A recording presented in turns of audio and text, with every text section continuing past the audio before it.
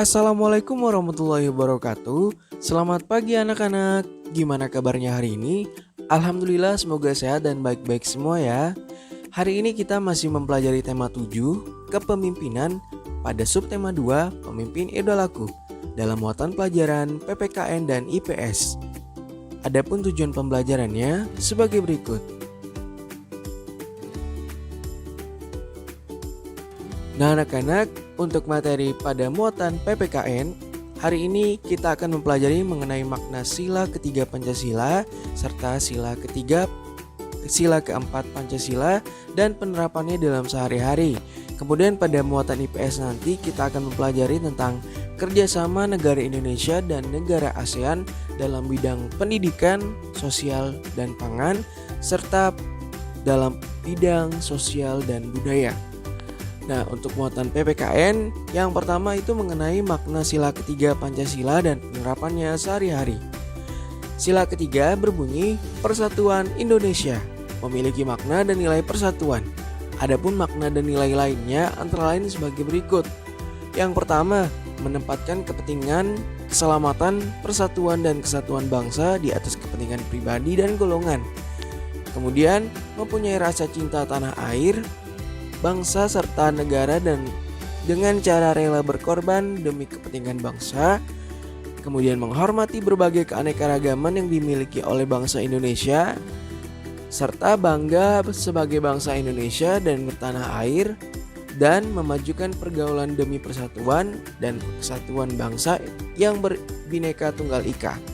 Nah, jadi anak-anak, sila ketiga di sini mengandung makna yaitu nilai persatuan. Ya, kita sebagai bangsa Indonesia kita harus bersatu. Walaupun kita berbeda-beda bangsa, kita tetap satu ya, sesuai dengan semboyan Bhinneka Tunggal Ika. Meskipun atau walau berbeda-beda, tetapi tetap satu jua. Seperti itu anak-anak untuk sila ketiga. Nah, kemudian bagaimana sila keempat maknanya? Sila keempat itu berbunyi kerakyatan yang dipimpin oleh hikmat kebijaksanaan dalam permusyawaratan perwakilan.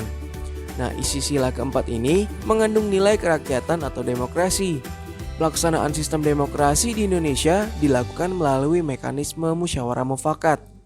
Selain itu, sila ini juga menegaskan bahwa pemerintahan Indonesia diselenggarakan oleh rakyat, dari rakyat, dan untuk rakyat. Nah, nilai-nilai yang terkandung dalam sila keempat ini antara lain sebagai berikut. Yang pertama, setiap warga negara memiliki hak dan kewajiban yang sama. Kemudian, yang kedua yaitu asas kekeluargaan digunakan untuk melakukan musyawarah mufakat. Mengutamakan segala kepentingan bersama dan kepentingan bangsa melebihi kepentingan diri sendiri dan golongan. Dan melakukan musyawarah dalam mengambil keputusan yang menyangkut banyak orang, serta tidak memaksakan kehendak kepada orang lain. Nah, jadi anak-anak, untuk sila keempat ini mengandung nilai kerakyatan atau demokrasi. Nah, di sini demokrasi itu yang diselenggarakan oleh rakyat, dari rakyat, dan untuk rakyat. Itulah bagaimana pelaksanaan sistem demokrasi di Indonesia itu yang dilakukan melalui mekanisme musyawarah mufakat. Jadi, untuk mendapatkan suatu keputusan bersama, jika tidak dapat dihasilkan dalam suatu forum, maka diadakanlah musyawarah untuk mencapai mufakat ya. Misalnya pemilihan ketua kelas atau pemilihan ketua RT itu dilakukan secara musyawarah. Nah, jadi nilai-nilainya sudah jelas yang Bapak sampaikan barusan. Itu ada 5.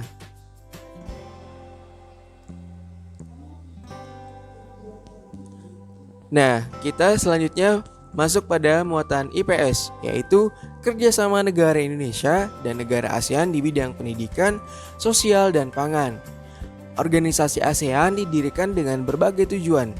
Beberapa di antaranya adalah untuk menciptakan stabilitas serta meningkatkan kerjasama antara negara-negara ASEAN dalam berbagai bidang. Di antaranya adalah bidang pendidikan, sosial, dan pangan. Nah, kerjasama ASEAN di bidang pendidikan. Yang pertama, pembentukan jaringan perguruan tinggi se-ASEAN. Peran jaringan ini adalah membentuk informasi mengenai perguruan tinggi terbaik yang dapat dipilih oleh para calon mahasiswa di Asia Tenggara. Jaringan ini juga berfungsi untuk membantu proses pertukaran pelajar antar negara di ASEAN. Kemudian menyediakan sarana pendidikan berupa sekolah dan perlengkapan sekolah yang memadai dan melakukan pertukaran antar pelajar dari negara-negara ASEAN. Nah, jadi ini adalah kerjasama baik dari negara Indonesia ke negara ASEAN lainnya di bidang pendidikan. Jadi, anak-anak pernah mendengar ada pertukaran pelajar atau pertukaran mahasiswa maupun pertukaran pemuda antara negara Indonesia dengan negara Malaysia. Nah, itu adalah salah satu bentuk kerjasama ASEAN dalam bidang pendidikan. Lalu bagaimana untuk kerjasama ASEAN di bidang sosial? Nah, untuk kerjasama ASEAN di bidang sosial ini meliputi yang pertama pembentukan kelompok kerja ASEAN. Nah, kelompok kerja ini berperan sebagai pemberi gagasan untuk mengatasi permasalahan dalam bidang kependudukan dan urbanisasi di negara-negara ASEAN. Kelompok kerja ini berfungsi mengatasi permasalahan yang ditimbulkan dari tingginya pertumbuhan penduduk dan arus urbanisasi, seperti populasi penduduk yang sangat padat pada wilayah tertentu. Kemudian pembentukan kelompok kerja kota-kota ASEAN yang berwawasan lingkungan.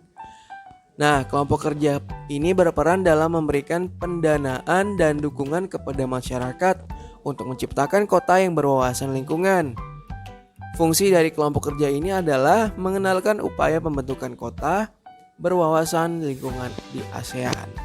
Serta yang ketiga yaitu penanganan bencana alam yang terjadi di negara ASEAN. Hal ini penting dilakukan mengingat kawasan ASEAN terletak di kawasan rawan bencana. Nah, jadi ada 3 bentuk kerjasama ASEAN di bidang sosial. Yang pertama tadi pembentukan kelompok kerja, kemudian pembentukan kelompok kerja kota ASEAN berwawasan lingkungan, dan penanganan bencana alam yang terjadi di negara ASEAN. Nah, ini adalah bentuk kerjasama ASEAN di bidang sosial, baik dari negara Indonesia dengan negara Thailand, negara Malaysia, ataupun sebaliknya. Kemudian kerjasama negara Indonesia dan negara ASEAN di bidang pendidikan, sosial, dan pangan. Nah, tadi kita telah mengetahui di bidang pendidikan dan bidang sosial. Kemudian kita akan mengetahui juga bagaimana kerjasama ASEAN di bidang pangan. Nah, untuk kerjasama ASEAN di bidang pangan ini meliputi penyediaan pupuk, diantaranya melalui pabrik pupuk Sriwijaya atau Pusri di Palembang. Kemudian didirikan IRI, International Rice Research Institute di Filipina untuk melakukan penelitian agar negara-negara ASEAN memiliki ketahanan pangan serta ekspor dan impor komoditas pangan dari negara-negara ASEAN. Nah, untuk kerjasama di negara Asia Tenggara atau ASEAN ini pada bidang pangan dapat kita ketahui yaitu ada penyediaan pupuk, kemudian didirikannya IRI, International Rice Research Institute, kemudian ekspor impor komoditas pangan dari negara-negara ASEAN. Kemudian kerjasama negara Indonesia dan negara ASEAN di bidang sosial dan budaya. Nah, kerjasama dalam bidang sosial budaya ini berperan meningkatkan persatuan negara-negara di ASEAN. Kerjasama tersebut juga berperan menjaga kelestarian budaya bangsa-bangsa di ASEAN. Beberapa contoh kerjasama dalam bidang sosial budaya adalah sebagai berikut. Meningkatkan kesejahteraan dan perlindungan sosial di kawasan ASEAN. Kemudian pertukaran pemuda dan pelajar antar negara ASEAN.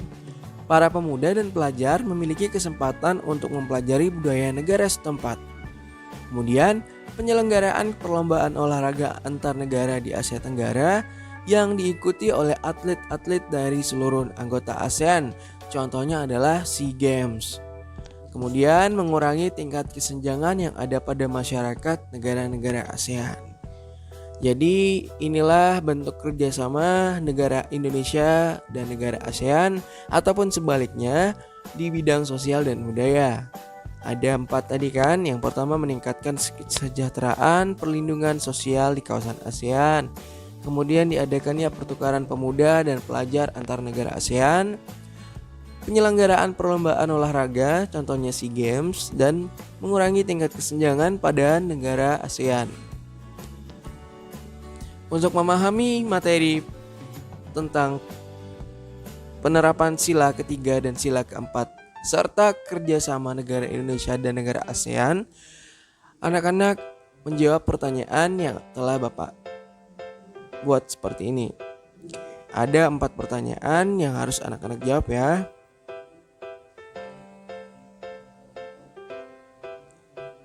Nah, alhamdulillah anak-anak pelajaran kita sampai di sini dulu ya. Bapak ucapkan terima kasih. Assalamualaikum warahmatullahi wabarakatuh.